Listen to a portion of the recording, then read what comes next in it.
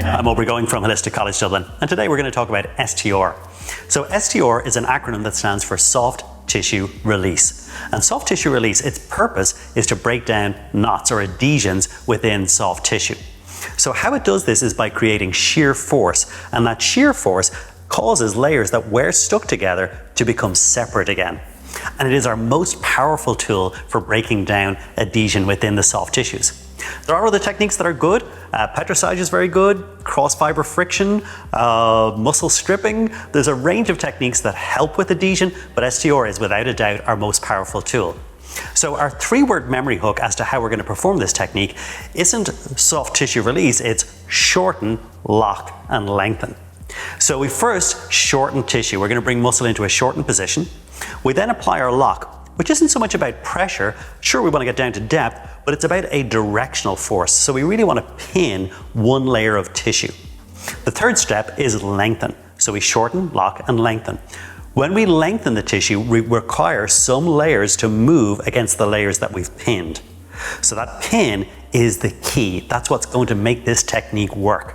So once we have those tissues pinned and we require movement, it starts to create shear force. And it is shear that creates the separation, that unsticks the layers that were stuck. So let's take a look at how we're going to apply this technique.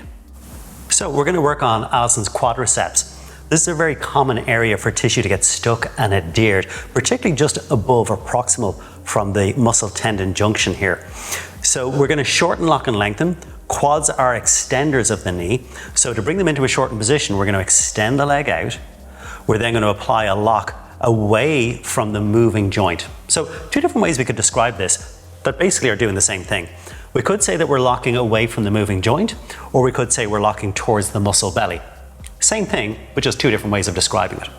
I'm generally going to start off with a broad area of application, so it's not too intense, and then go to smaller and smaller areas of application that we're getting more precise and a little bit deeper. Because remember, broad areas dissipate pressure. We don't go as deep. If we want to go deep without using excessive force, we use a smaller area. So initially, looking at the superficial, working through a broad area. So I'm going to shorten first. We said our lock isn't just pressing down into the tissue, it's directional. So I'm going to lean. So I'm using a lunge type stance. I'm going to sink into the tissue, kind of like our myofascial technique. If you haven't watched that, go back and watch our video. Sink into the tissue, stretch, pulling the tissue away from the knee and really pinning it in place. Now I'm going to lengthen by bending the knee, and we'll notice the muscle moves through my hold. So I shorten, lock, and lengthen. How's the intensity on that, Ali? It's fine. It's quite low? Yep, 2. Okay, 2. So now I'm going to go to maybe the backs of my fingers. I'm going to use a loose fist. I'm going to again sink in, pin the tissue, and then start moving the leg. So we shorten, lock, and lengthen. Feels good, okay. And again, slightly more intense, but not too much, maybe 2, 3. Yep. Okay, without wanting to put words in Alison's mouth there, but we can tell from how well the tissue is moving, it's not going to be terribly intense. So I'm going to up the ante now. I'm going to go in with the finger pads. So I've shortened, sink in, lock away from the moving joint, and then lengthen. So always thinking about that 3-parter. Shorten first, apply your directional lock, and then lengthen. How's the intensity, Ali? A little more intense. A little more? 3, 4. 3, 4. Okay, we try the thumbs. Yeah. Smaller surface area again, so this is going to be more intense. Now remember, I can compensate because our 4 elements that influence intensity are area, angle, pressure, and pace. So if I'm using a smaller area that's going to increase the intensity, I can offset that by going a little slower. How's the intensity? That's fine. 3. Still about 3, okay. Now when we find an area where there's more adhesion, it's going to be a little bit more intense. Yeah. Okay. Yeah, that's definitely 4. 4, okay. But not more than a 4. No. Okay, and I can feel a lot of resistance, so I'm going through the movement quite slowly. If I did this too quickly, the intensity would ratchet up. Alison would start to guard involuntarily. These muscles are going to start to contract. And once they contract, they push me out of depth. I may no longer be able to access the tissue that's actually stuck. This is why we need to keep our treatments pain-free.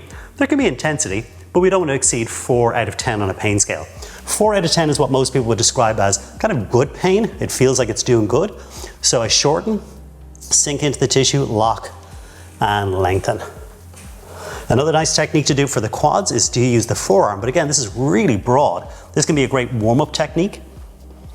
So I'm starting off by shortening, sink into the tissue.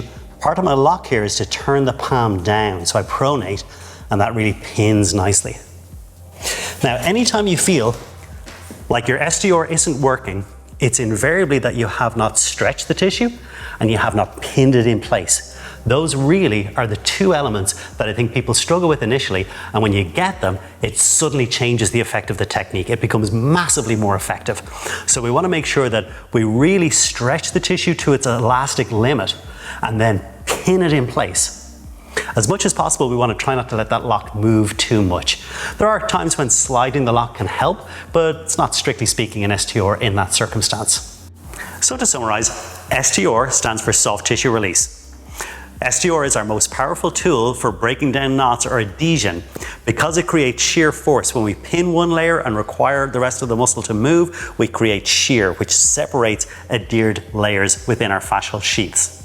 So this is our most powerful tool for breaking down knots and adhesion, and our 3 steps are shorten, lock, and lengthen. And remember, that lock needs to be directional and make sure you're really pinning that tissue. Can't wait to hear how you guys are getting on when you apply these techniques with your clients. Let us know in the comments. Let us know about your success rates, what you like, or any difficulty you're having with those. And be sure to follow us for more techniques. So hit that subscribe button. Thanks very much.